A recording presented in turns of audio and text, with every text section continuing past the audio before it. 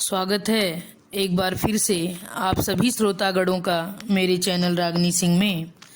आइए सुनते हैं मालती जोशी जी की कहानी कोख का दर्प। मालती जोशी जी ऐसी लेखिका हैं जिन्होंने औरत रूप, कभी माँ कभी पत्नी का इस तरह से मनोवैज्ञानिक विश्लेषण किया है जो सराहनीय है। तो चलिए शुरू करते हैं कहानी कोख का दर्प। मम्मी, महरी आई है, मीता ने आकर बताया। आई है तो मैं क्या करूं? क्या जाकर आरती उतारूं? मैंने रूखे स्वर में कहने की कोशिश की, पर सच तो यह था कि महरी के शुभागमन की बात से ही मन हल्का हो आया था। 3 दिन से उसकी बाट जोहते आंखें पथरा गई थीं, हाथ छिल गया सो अलग। मम्मी, आप उसे जरा डांटिए तो, अमित ने कहा और दोनों मुझे ठेल कर आंगन तक ले गए। महरी इस इत्मीनान से बर्तनों में जुटी हुई थी जैसे अपनी दीर्घ अनुपस्थिति का उसे भान ही न हो। मैं भी छेड़ना नहीं चाहती थी, पर दोनों दुष्ट जाली के पीछे खड़े प्रतीक्षा कर रहे थे। इस बार चूक गई तो ऐसा मजाक बनाएंगे कि बस। बाई सुनो, मैंने आवाज को यथाशक्ति कठोर बनाकर कहा। जवाब में उसने सिर भी नहीं उठाया, उल्टे हाथ रोककर सिसकने लगी। मैं हैरान रह गई। क्या मेरी आवाज में सचमुच इतना दमखम है? तुम्हें तो बस रोना अच्छा आ गया है, मैंने हथियार डालते हुए कहा। बहू जी, कमली। कमली? क्या हुआ कमली को? मैंने घबरा कर पूछा। 5 साल की गुलगोथनी बच्ची मेरी आंखों के सामने घूम गई। मुझे अमित पर कोफ्त हो आई। वह तो बस सिर पर सवार हो गया था कि डांटिए इसे। पहले कुछ पूछताछ करनी चाहिए कि नहीं? भाई बताओ तो क्या हुआ? उसकी सिसकियों का तार जरा थमा तो मैंने कहा, बहू जी, उसका कल कागद हो गया।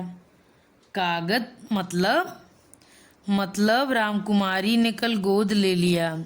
पंचाट बैठी थी, उसी ने कागज बनाया।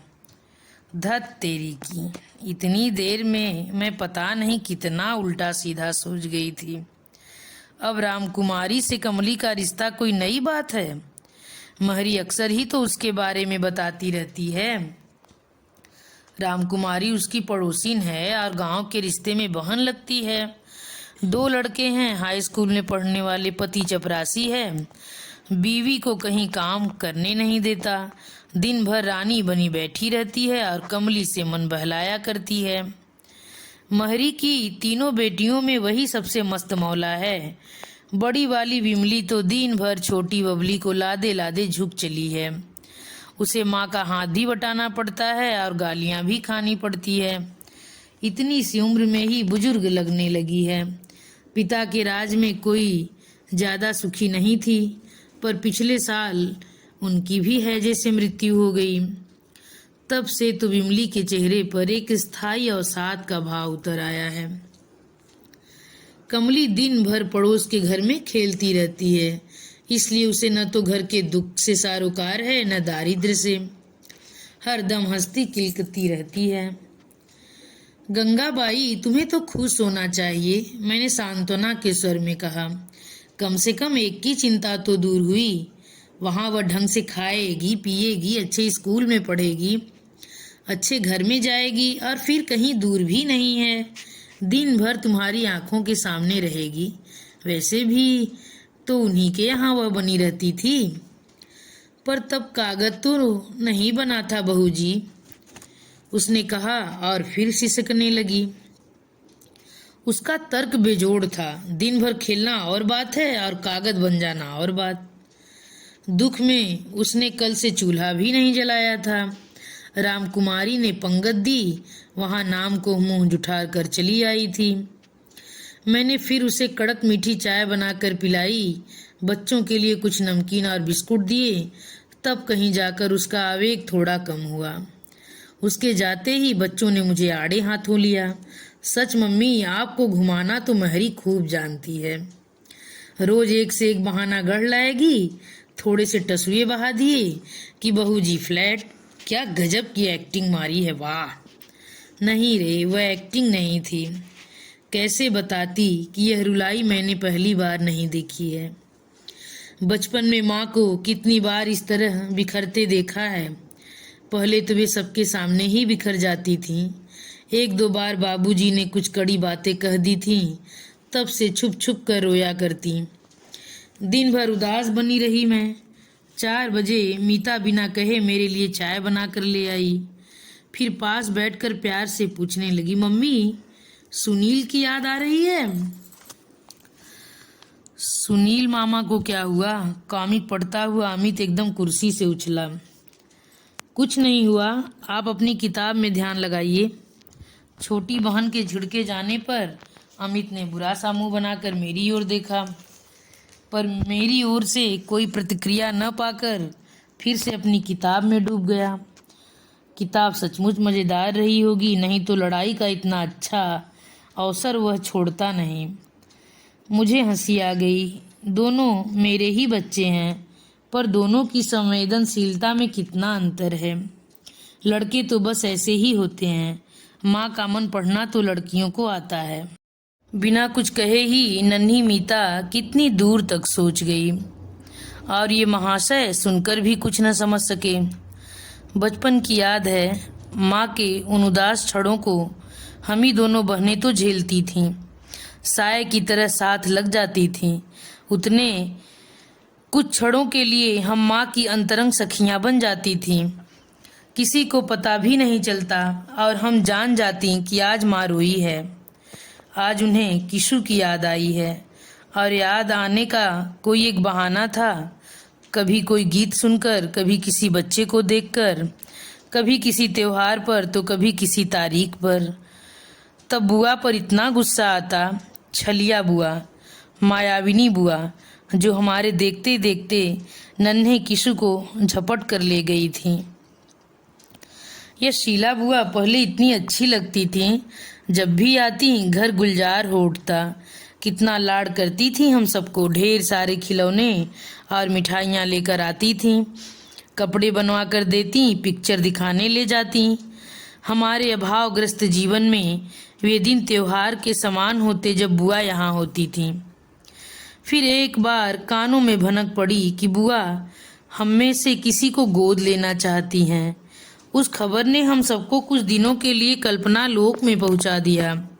बुआ का शानदार बंगला, चमचमाती कार, नौकरों की पलटन, गहने कपड़ों का ढेर, स्वर्ग का सुख, और किसे कहते हैं मन ही मन हम सभी अपने को बुआ का प्रिय पात्र समझते थे और उनके अधिक निकट होने को उत्सुक थे। पर माँ उन दिनों एकदम उग्र हो उठी थी। हम पांचों पर अपने आंचल का साया फैलाकर विद्रोह पर उतर आई थी। कोई आलू बैगन नहीं है कि मांगने पर उठाकर दे दूंगी, मेरे कलेजे के टुकड़े हैं ये। बाबूजी डांटते, पागल हो गई हो, ममता में ऐसी अंधी हो रही हो कि बच्चों का कल्याण भी तुमसे नहीं देखा जाता। तुम नहीं दोगी तो क्या उनका काम रुका रह जाएगा? तुम्हारा देवर तो उधार खाए बैठा है। शीला की भी नंदे हैं, देवर जेठ हैं, कोई भी अपना बच्चा दे देगा। सभी तुम्हारी तरह बेवकूफ़ थोड़े ही हैं। वह तो शीला को अपने बच्चों से मोह है, इसलिए तुम्हें तो बल्कि खुश होना चाहिए। मोह में पड़कर अवसर खो दोगी तो कल को यही बच्चे तुम्हें कोसेंगे। दिन रात बाबूजी का भाषण सुनते सुनते माँ का विरोध भोथरा पड़ता गया, और एक दिन उन्होंने हाँ कर दी। बाबूजी तो ऐसे खुश हुए थे उस दिन जैसे लॉटरी निकली हो।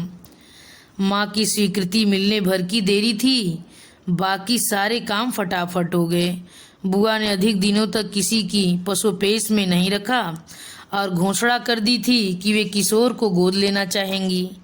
8 साल का किशु हम सब में सुंदर, गोरा, चिट्टा, पढ़ाई में भी अच्छा ही था, बुआ से हिला भी था, या शायद बुआ ने जानबूझकर उसे सबसे ज़्यादा प्यार दिया था। कितना कठिन होता है कलेजे के टुकड़े को दूसरे को सौंपना। बेटी की विदा भी इतनी करुण नहीं होती। आज भी वह प्रसंग याद आता है तो मन कांप उठता है। लड़कियां तो होती ही हैं पराई अमानत, उनके जन्म के साथ ही यह बात मन में बैठ जाती है। पर लड़का भी नाम गोत्र बदलकर पराए घर जाने लगे तो माँ का दुख सीमातीत हो जाता है। दत्तक विधान इतनी धूमधाम से संपन्न हुआ जैसे कि कोई शादी हो। किशोर शर्मा एकदम सुनील त्रिपाठी हो गया। बेटे की माँ बन जाने की खुशी में बुआ ने सबको दावत दी। पहरवानी की। उन लोगों के जाते ही घर ऐसा सुना हो गया जैसे बेटी विदा हो गई हो। रात मैंने इनसे कहा, पता है महरी की लड़की पड़ोसी की गोद में चली गई है। बेचारी इतना रो रही थी। इसमें रोने की क्या बात है, कोई छीन कर तो ले नहीं गए होंगे वे। इसकी सहमति से ही तो हुआ होगा सब। तब भी दुख तो होता ही है ना। अरे छोड़ो भी, वह तो गोद ही गई है। बच्चे मर भी जाते हैं तो इन्हें कोई फर्क नहीं पड़ता। थोड़े दिन रोग आ लेते हैं, अगले साल दूसरा आ जाता है। अपनी ओह से सारी बात बड़ी आसानी से समाप्त कर वे सो गए। रात ने वैसे भी उनके पास फालतू बातों के लिए वक्त नहीं होता। मोहल्ले की राजनीति, अड़ोस पड़ोस की निंदा स्तुति से भी वे दूर भागते हैं। फिर नौकरों चाकरों की तो बात ही नहीं उठती। लेकिन मैं देर रात तक जागती रही। बच्चों की संख्या क्या सचमुच दुख को कम कर देती है? फिर माँ क्यों इतना परेशान रही? क्यों दिन रात आंसू बहाती रही?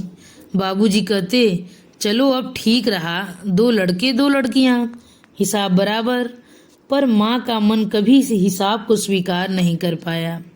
जब भी कोई बच्चों के लिए पूछता है, उनके मुंह से 5 ही निकलता है। बाबूजी सामने होते तो आंखें तरेर देते। माँ कहती, 9 महीने पेट में रखा है, 7 साल तक पाला पोसा है, उसे कैसे नकार दूं? बाबूजी का वश चलता तो मुझे भी दे डालते। उन्होंने एक बार कहा भी था, शीलू इसे भी ले जा, किसू के जैसी ही गोरी चिट्टी है, तेरे यहाँ रहेगी तो अच्छा घरवर पा जाएगी। बुआ ने तब मुंह बिचका दिया था। देर तक बुदबुदाती रही थी, कोई मैंने हॉस्टल खोल रखा है? बहुत अपमानित अनुभव किया था मैंने तब। माँ से बहुत लड़ी थी बाद में। क्यों कही बाबूजी ने ऐसी बात? और क्यों सह गए बुआ की झिड़कियाँ? मांग लेते अपने लाडले को, हमने थोड़े ही भेजा था। 10 बार झोली फैलाकर आई थी, तब दिया था। पर बुआ का रौब ही कुछ ऐसा था कि बड़े भाई होते हुए भी बाबूजी उनकी बात पी जाते। इस रौब का रहस्य तो दीदी की शादी में खुला। बुआ किसी मामी मौसी से कह रही थी, दुनिया में भाई बहन के यहाँ भात लेकर जाता है, हमारे यहाँ तो सब उल्टा रिवाज है। पूरे 5,000 का जेवर बनवा कर लाई हूँ और साड़ियाँ अलग। उन्हें शायद कमरे में मेरी उपस्थिति का भान नहीं था, या शायद वे भूल गई थीं कि गरीब घर की लड़कियां बड़ी जल्दी समझदार हो जाती हैं, या फिर मुझे सुनाकर ही कहा गया हो। सुनकर मुझे तो जैसे आग लग गई थी। माँ से बाद में कहा था मैंने, तुम्हें मेरे सिर की कसम है जो तुमने मेरी शादी पर बुआ से कुछ भी मांगा। मुझे कुंवारी रह जाना मंजूर है, पर किसी की भीख लेकर फेरे नहीं पड़ूंगी। दीदी की शादी में किशोर को पूरे 2 साल बाद देखा था। शुरू के दिनों में बुआ हर महीने 15 दिन बाद उसे मिलाने ले आती थी, पर जैसे जैसे समय बीतता गया यह अंतराल बढ़ता गया। किशोर जब तक रहता सहमा सहमा सा रहता। बुआ का चौकस साया हम भाई बहनों पर मंडराता रहता। किशोर के नाश्ते का इंतजाम अलग से होता। उसके नहाने सोने की व्यवस्था हमसे भिन्न होती। उसे सुनील कहकर पुकारना पड़ता और वह नया नाम हमारी जबान पर कांटे की तरह चुभता। दीदी की शादी में तो फूफा जी के साथ किसू को भी पड़ोस में राय साहब के यहाँ ठहराया गया था। सारा परिवार जब यहाँ बासी पूड़ी और अचार का नाश्ता कर रहा होता, उन दोनों के लिए दूध और अंडे की व्यवस्था की जाती। सब लोग दही बड़े और इमरती पर हाथ साफ करते और उसे कॉर्नफ्लेक्स पर सब्र कर लेना पड़ता। तब हमारा कौर भी गले में अटकने लगता। पूरी शादी में वह एक ही दिन हमारे साथ पंगत में बैठा था। तब बुआ की नज़र बचाकर हमने उसकी पत्तल मिठाइयों से पूर दी थी। पर जिस तरह डर डर कर वह खा रहा था, उसे देखकर पहली बार लगा था कि अब वह हमारा नहीं रहा। बड़े भैया की शादी में फूफा जी नहीं आ पाए थे। यह एक तरह से अच्छा ही हुआ। बुआ चाहकर भी किसू को राय साहब के यहाँ नहीं भेज सकी। वह भी अब पहले का सा दब्बू नहीं रहा था। इंजीनियरिंग कॉलेज में पढ़ रहा था। इतना सुदर्शन की आंख ठहरती नहीं थी। शादी से लौटकर चाचा ने बताया कि बारात में भी वही सबके आकर्षण का केंद्र बना रहा। 2-4 रिश्ते वालों ने तो वहीं बाबूजी को, चाचा जी को घेर लिया था। जो भी मिलता बुआ को बधाई देता। बच्चे का पालन पोषण, शिक्षा दीक्षा, आचार व्यवहार सभी की प्रशंसा होती। बुआ फूल कर कुप्पा हो जाती और माँ सुन सुनकर राख होती जाती। उन्हें लगता जैसे उनके मातृत्व का अपमान हो रहा हो। आखिर एक दिन भुनभुना कर कह ही उठी, लड़का अच्छा निकल गया है तो इसमें उनकी कौन सी बड़ाई है। वह पेट में था तब मैंने 11 एकादशियां की हैं, 2 बार भागवत सुनी है। संस्कार तो वह साथ ही लेकर जन्मा है। पन्ना में थे हम लोग। उस समय मैंने सांझ सवेरे जुगल किशोर जी के दर्शन को जाती थी। तभी न इतना सुंदर निकला है। तभी तो उसका नाम किशोर रखा था। उन दिनों रोज विष्णु सहस्त्र नाम का जाप करती थी। तभी तो लक्ष्मी उसके पैरों में लौट रही हैं। और हमारे समय शायद आपने सुदामा चरित्र का पाठ किया होगा। बड़े भैया एकदम बोल पड़े। माँ का चेहरा एकदम सफेद पड़ गया। अपने जन्मजात दारिद्र्य के प्रति बड़े भैया का यह आक्रोश उन्हें शूल सा चुभ गया। बेचारे बड़े भैया ढंग से बीए भी नहीं कर पाए और उन्हें राज्य परिवहन में मुंशीगिरी के लिए मजबूर हो जाना पड़ा। अच्छी शादी के सपने भी धरे रह गए। लड़की उन्हें जरा भी पसंद नहीं थी, पर वह 10,000 नकद ला रही थी, जिनकी कुम्मी की यानी मेरी शादी में सख्त जरूरत थी। बुआ दिन भर अपना बड़प्पन गाया करती। मरे ये लड़के वाले चैन नहीं लेने देते। रोज की डाक से फोटो और कुंडलियां चली आ रही हैं। घर पर तो मेला सा लगा रहता है।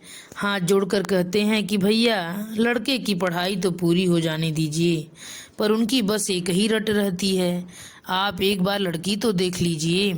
अब बताओ मैं कितनी लड़कियां देखूं और कितनों की बुराई मोल लूं। बेटे की माँ होने का दर्प उनके हर शब्द से छलक पड़ता। उनका वह दर्प माँ को बिच्छू का सा दंश दे जाता। जब बर्दाश्त से बाहर हो जाता तो अकेले में बड़बड़ाती रहती। बड़ी लड़के वाली बनती हैं। मांगे की चीज पर इतना गरूर है, खुद पैदा कर लेती तो जाने क्या करती। मैं और दीदी समझाती, माँ जब एक बार दे चुकी हो तो बार बार कहकर अपने को छोटा क्यों करती हो। माँ तड़प उठती, कोई आम अमरूद नहीं दिया है लली, कलेजे का टुकड़ा निकाल कर दिया है। 9 महीने पेट में और 7 साल धरती पर पाला है। कहूँगी क्यों नहीं, 1000 बार कहूँगी। पर उनका यह कहना अपनों तक ही सीमित था। बुआ के सामने कभी हिम्मत नहीं पड़ती। उनके एहसानों के बोझ तले दबी हुई जो थीं। दीदी की भैया की शादी में उन्होंने सहारा दिया था। सुनील की उतरन पुतरन से कुमार बना संवरा घूमता था। साल 6 महीने में बाबूजी एकाध स्वेटर पा जाते थे। बुआ की मन से उतरी साड़ियाँ माँ के हमारे काम आ जाती थीं। लाख नफरत थी, पर मध्यम वर्गीय शराफत का तकाजा था। सब कुछ सिर झुकाकर स्वीकार करना पड़ता था। बुआ का वरद हस्त न होता तो हम लोगों का अभावग्रस्त जीवन सचमुच चौराहे पर आ जाता। मुझे अपनी शादी के बाद सबसे बढ़कर खुशी इस बात की हुई थी कि अब अपने मन का अपने पैसों से खरीद कर पहन ओढ़ सकूंगी। लेकिन माँ तो इस अभिशाप से कभी मुक्त नहीं हो पाई। बुढ़ापे में भी चैन कहाँ है। केशव भैया नौकरी करने लगे हैं, पर वह भी तो एक ना मालूम सी लड़की। फिर उनकी अपनी गृहस्थी है, कुमार की पढ़ाई का खर्च दे रहे हैं, यही क्या कम है। इससे ज्यादा देंगे भी क्या, कहाँ से देंगे। कभी कभार घर जाती हूँ तो उस जीर्ण शीर्ण गृहस्थी को देखकर मन तड़प उठता है। 3 बेटों की माँ अकेली असहाय खट रही है। बाबूजी की आंखें जवाब देती जा रही हैं। वह पेंशन पा गए हैं और दिन भर घर में बैठे चिड़चिड़ाते रहते हैं। घर हर तरफ से झूल रहा है, लगता है किसी भी दिन बैठ जाएगा। जितनी ललक से जाती हूँ हर बार उतनी ही उदास होकर लौटती हूँ। पिछले अगस्त में मद्रास से दिल्ली जाते हुए किशोर एक दिन के लिए रुका था। बोला इधर से पास हो रहा था, सोचा इस बार एडवांस में राखी मना ली जाए। बहुत दिनों से तुम्हारे हाथ से नहीं बंधवाई है। गदगद हो आई मैं। तुरंत फुरत बाजार से राखी मिठाई और उसके बच्चे के लिए सूट और खिलौने मंगवाए। बड़े उल्लास से उसने पटरे पर बैठकर राखी बंधवा ली। फिर मेरे पैर छूकर थाली में से 100 का एक नोट रख दिया। हर्ष और विषाद का एक मिला जुला आवेग मन को मथ गया। बेचारे बड़े भैया चाह कर भी कभी 10 से ज़्यादा दे नहीं पाते और लेते समय मन में बराबर संकोच बना रहता है। इन 10 रुपयों से शायद उनकी 3 दिन की सब्जी आ जाती। मैंने नोट उठाकर उसकी जेब में डालते हुए कहा, किशु अब मुझे इन रुपयों से मोह नहीं रहा। इसके बदले में मेरी एक बात रखोगे? कहो। माँ बाबूजी को कुछ दिनों के लिए अपने पास बुला लो, थोड़ा बदलाव हो जाएगा। बाबूजी का ठीक से चेकअप होना जरूरी है। हो सके तो आँख का ऑपरेशन भी करवा देना। वह थोड़ी देर चुप रहा, फिर बोला, पैसे कहो तो भेज सकता हूँ, पर अभी उन्हें बुलाना तो डैडी का हर्निया का ऑपरेशन होने को है। मेरे टूर की वजह से रुका है। फिर शायद पूरी सर्दियाँ अभी मेरे पास ही रहेंगे। यूपी की ठंड अब उनसे बर्दाश्त नहीं होती। उनके रहते बाबूजी को लाना तो बहुत कठिन है। तुम्हें तो मालूम है बाबूजी से उनकी पटरी नहीं बैठती। पटरी न बैठने का क्या सवाल है? बाबूजी तुम्हारे घर आएंगे, उनके यहाँ नहीं। क्या उनकी मर्जी ही सब कुछ है? आखिर माँ बाबूजी का भी तो कुछ हक बनता है। जन्मदाता हैं वे तुम्हारे।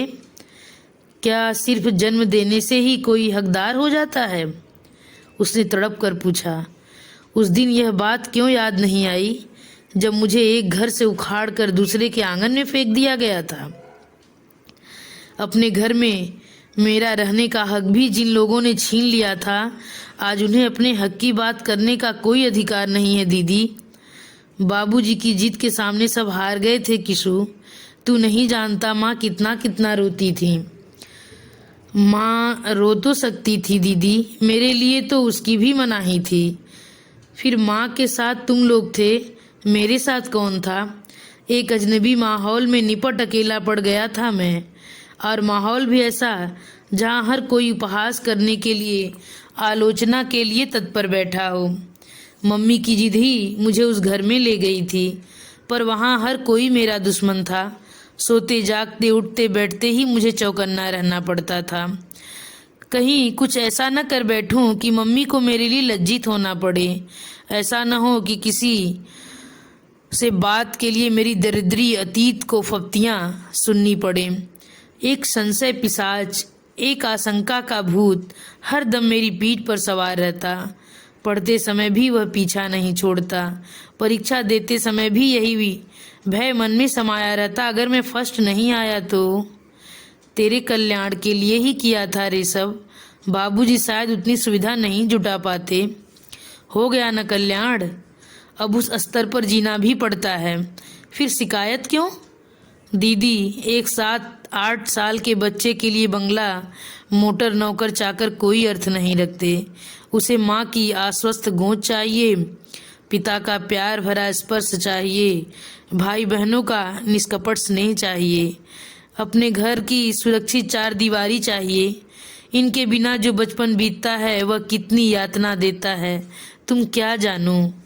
सुनकर स्तब्ध रह गई मैं। बचपन में केवल उससे ईर्ष्या ही करते रह गए हम लोग। इस पीड़ा को सचमुच हमने नहीं जाना था। हम लोग सिर्फ अपना माँ का दुख बड़ा करके देखते थे। किशु के लिए कभी सोचा ही नहीं। एक अपराध बोध मेरे संपूर्ण चेतना पर छा गया। जाते समय उसने वे रुपए मेरे आंचल में बांध दिए और बोला, चिंता मत करना दीदी, जैसे ही सुविधा होगी मैं माँ बाबूजी को लिवा ले जाऊंगा। तुम भी कभी छुट्टियों में बच्चों को लेकर मद्रास आओ न, अच्छा लगेगा। इस बात को भी अब साल भर बीत चला है। माँ बाबूजी अब भी कस्बे के खस्ताहाल मकान में बने हुए हैं। मैं जानती थी किशोर उन्हें नहीं ले जाएगा। डैडी मतलब फूफा जी का तो बहाना है, दरअसल वह सुवर्णा से डरता है। वह तो बाबूजी के नाम से ही बिदकती है। शादी के बाद माँ के बहुत मनुहार करने पर बुआ बहू बेटे को घर लेकर गई थी। बहू के कटे बाल, रंगे होंठ, बड़े हुए नाखून, खुले ब्लाउज और ऊंचे जूतों को लेकर बाबूजी दिन भर नाक भौं सिकोड़ते रहते। उसके सिर न ढकने पर उन्हें कोफ्त होती। वह उनके सामने बैठकर पेपर पढ़ने लगती तो उनका पारा 7वें आसमान पर चढ़ जाता। जिस दिन उन्होंने उसे पति को नाम से पुकारते हुए सुना था, उस दिन तो हद ही हो गई थी। माँ का समझाना बुझाना सब व्यर्थ हो गया था। यह सारा प्रसंग मुझे सुनाते हुए माँ ने कहा था, जिनकी बहू है वे तो कुछ कहते नहीं, ये बेकार में अपना खून जलाते हैं। उसे कौन सा रोज रोज यहाँ आना है, एक ही बार में भरपाई हो गई वह तो।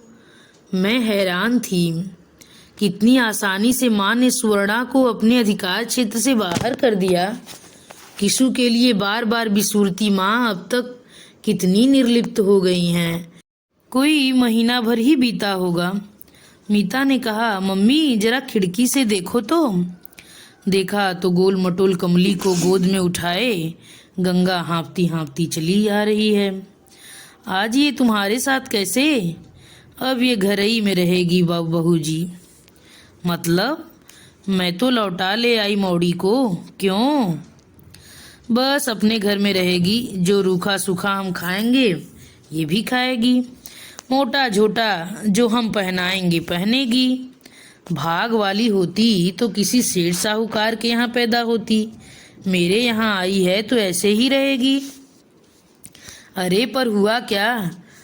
2-4 दिन से देख रही थी बहू जी, उठते से ही रोज मरासिलेट पकड़ा देता और धमाधम शुरू। मेरा तो खून जल गया। अरे मार ही खानी है तो अपने माँ बाप की खाएगी, इसके लिए थोड़े ही सौंपी थी मौड़ी। और तुम्हारी पंचायत का क्या होगा? पंचाट का क्या, फिर जोड़ लूंगी, एक खाना ही लगेगा, सबके सामने कागज फाड़ दूंगी। देवर जेठ से पूछ लिया है, उस समय तो वे ही आगे हुए थे ना, उनसे क्यों पूछूंगी? कोई उनकी जाई है? मैं उसका तमतमाया चेहरा देखती रह गई। रोती बिसूरती गंगा को देखकर उस दिन माँ याद आ गई थी, पर इस गंगाबाई के सामने माँ कहाँ ठहरती हैं। बच्चे हंस रहे थे। आपको फिर घुमा दिया ना गंगाबाई ने। इसी के साथ यह कहानी समाप्त होती है। आप लोगों को यह कहानी कैसी लगी कृपया कमेंट बॉक्स में लिखकर जरूर बताइएगा।